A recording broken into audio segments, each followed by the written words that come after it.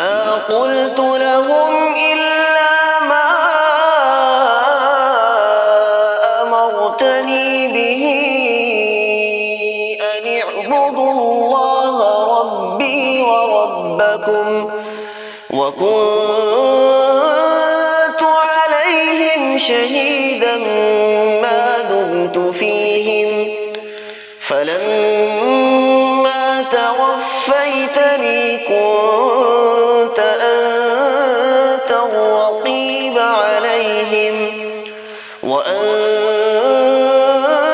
على كل شيء شهيد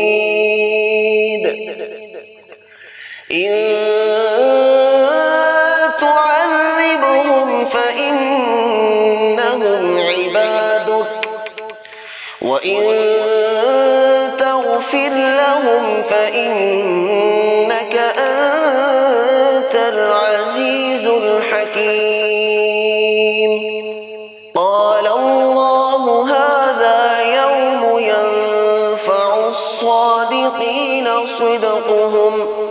لهم جنات تجري من تحتها الأنهار خالدين فيها أبدا